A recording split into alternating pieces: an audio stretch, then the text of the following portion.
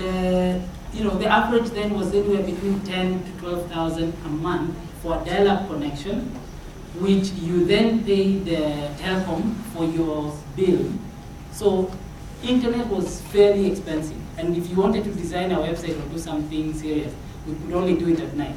Because when customers dial in, then there's actually no bandwidth. This whole idea of you click and wait, it was true and it was real.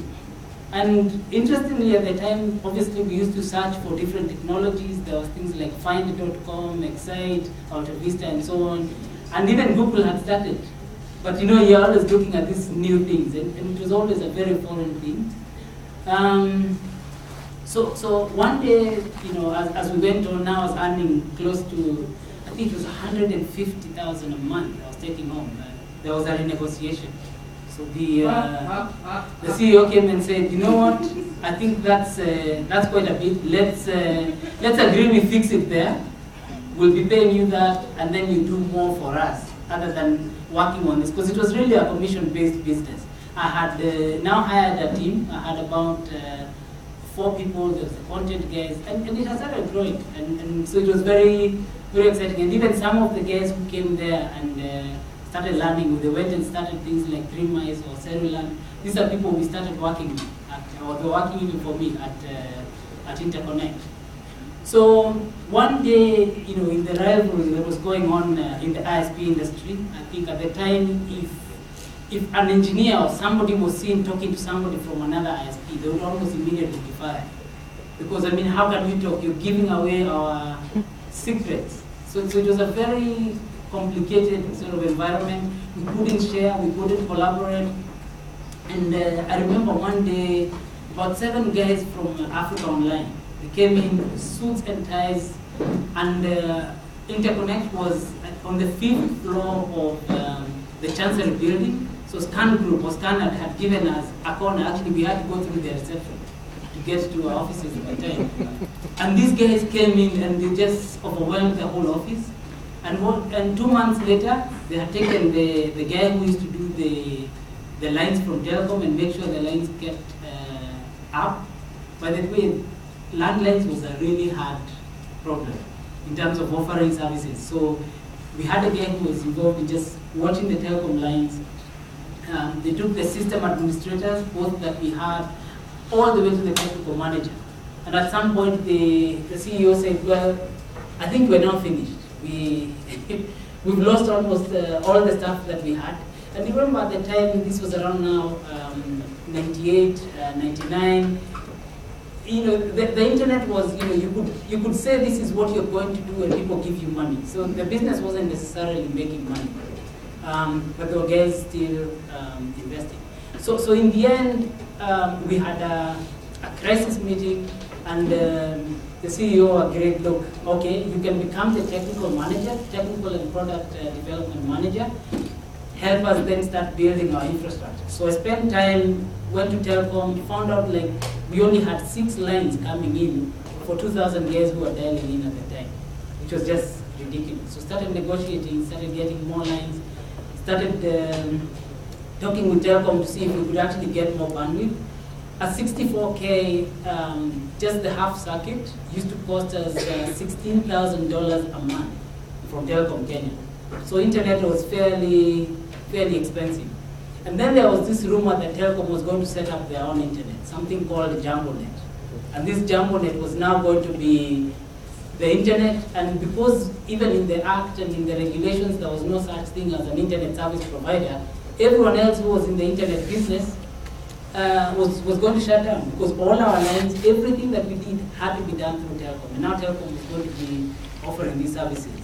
So almost overnight, this whole rule where even the T guys could not speak from competing companies, CEOs all came together, and we started talking. Now there's a crisis. This was around 98, looking at the Telecommunications Act and so on, and Tespok was formed. We used to have something called the East African Internet Association, which used to meet around here with the ARCC, and we just used to share and look at ways of how we can extend and build the internet.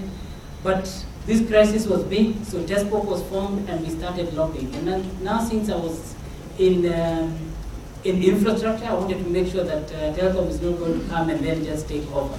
So we started lobbying, and a lot of the work I was doing in the web space started slowing down. We started getting a webmaster at the company, but started working very hard to make sure that telecom wasn't going to take over the full business. Eventually, with a lot of struggle, a lot of fights, I think as much as Moi's time, it was hard, and we always never thought he listened, but actually the government listened a lot. So what they had designed as the ISP for Kenya, which was JamboNet then, was designed as one that they would supply only to ISPs. And the Communications Act came, and you had now Telecom as separate, CCK was formed, and Posta was formed. So there's a lot of change in the industry. And for me, I was watching this and thinking, okay, so what is it we can do to extend and expand the internet? So we got good rapport with Telecom, started getting lines, and when they introduced JamboNet finally, now you could get a 2 meg link finally from JamboNet. But I'll tell you at the time, almost every ISP had a huge bill with Telecom Kenya.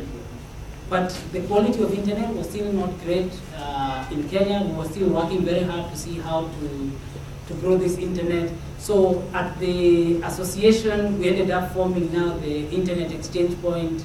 I was actually the CTO of the Internet Exchange Point after Brian Longwe. Tespok again, we continued a lot of lobbying to make sure that we were getting all the licenses and services, and eventually even gateway licenses were issued. So that today when you see the submarine cables coming in and people complaining that $400 a meg is an expensive price, some of us sit back and just say, you have no idea where we've come from. But it is good that that fight continues, because you want the prices to even be lower in the homes.